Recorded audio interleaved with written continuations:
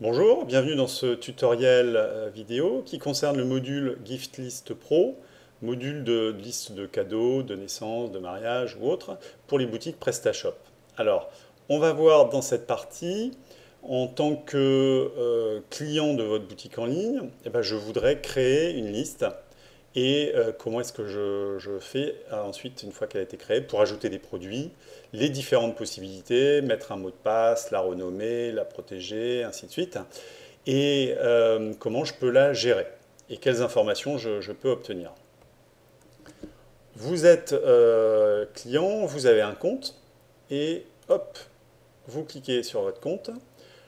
Vous avez un certain nombre ici de points directement par la boutique PrestaShop, et puis vous avez, hop, ici, un petit lien vers mes listes de cadeaux.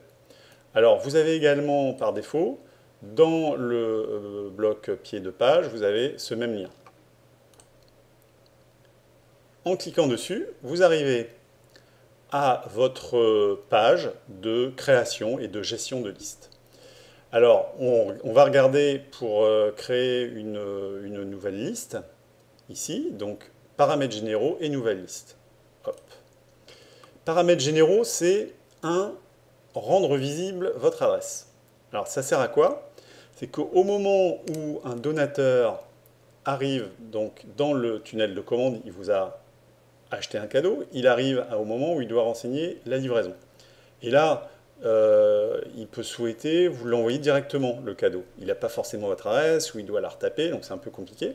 Là, vous l'autorisez, en un clic, à sélectionner votre adresse à vous, et du coup, ça devient l'adresse de livraison. Donc ici, voilà, c'est ce paramétrage-là. Ensuite, alors ça, c'est un paramétrage pour toutes vos listes. C'est pour ça qu'on appelle paramètres généraux.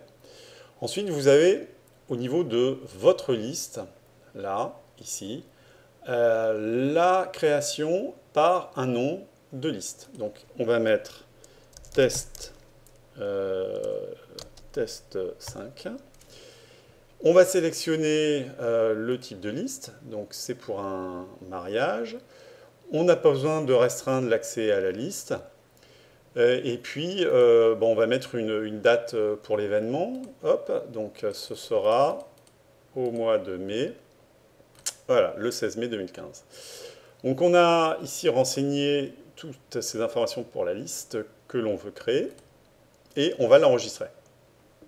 Donc une fois que elle a été enregistrée, mais on la retrouve en fait dans un panneau qui s'appelle Mes listes actuelles, qui regroupe toutes vos listes.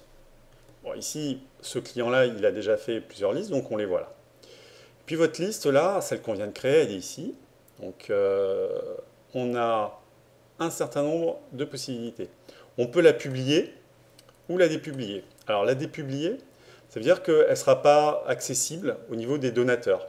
C'est le temps de, par exemple, que vous ajoutiez des produits. Une fois que vous êtes sûr, hop, vous cliquez sur publier.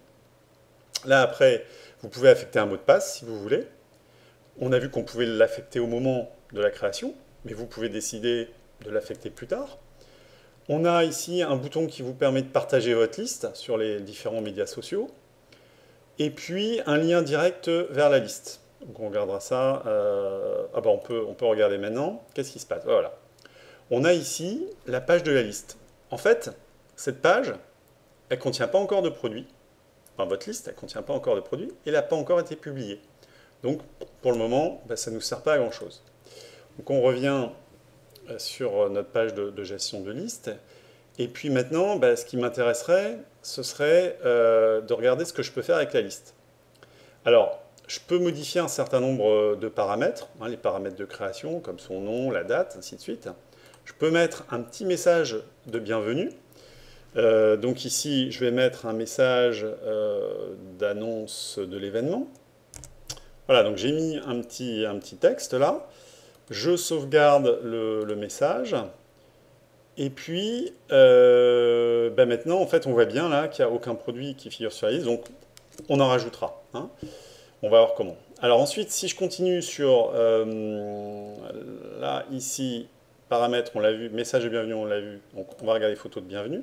Alors, photo de bienvenue, on peut choisir un fichier puisque là, dans le back-office, en tant qu'administrateur, vous avez autorisé cette possibilité-là. Voilà. Donc là, vous choisissez un fichier dans votre ordinateur, vous téléchargez la photo, et puis bah, ça va devenir une photo de bienvenue.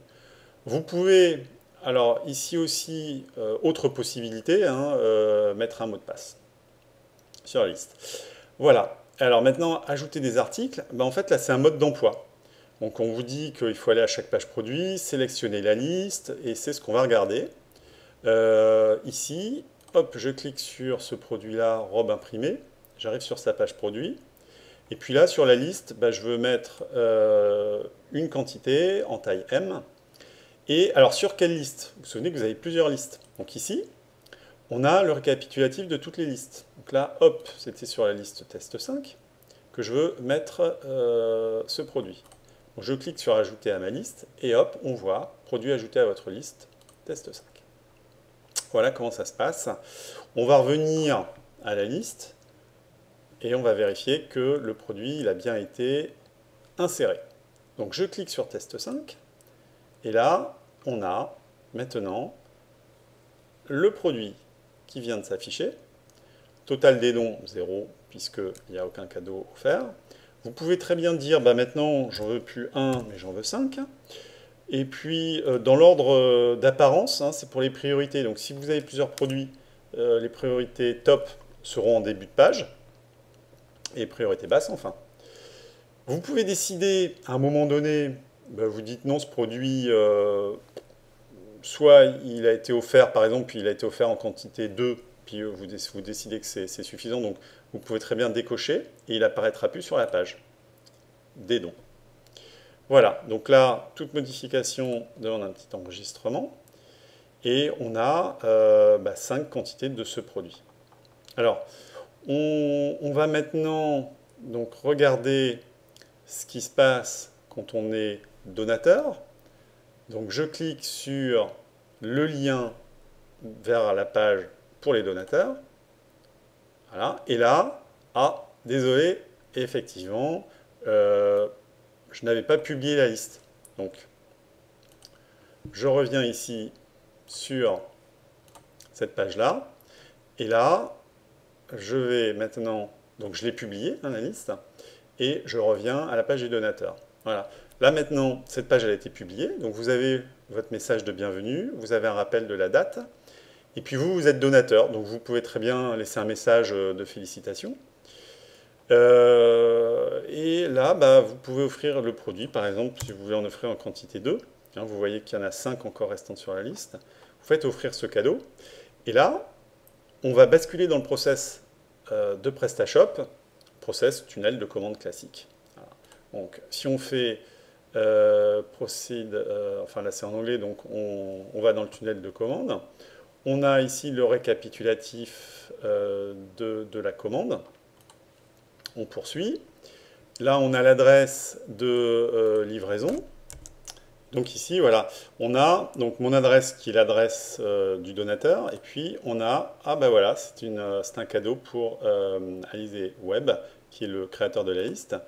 Et là, ici, voilà, l'adresse de livraison, elle vient automatiquement se modifier. On a l'adresse de livraison pardon, du créateur de la liste. Et puis là, moi, je veux que la facturation, je suis donateur, hein, donc je veux que la facturation elle soit à mon adresse. Voilà, donc ici, j'ai fait ces différents choix. Je poursuis.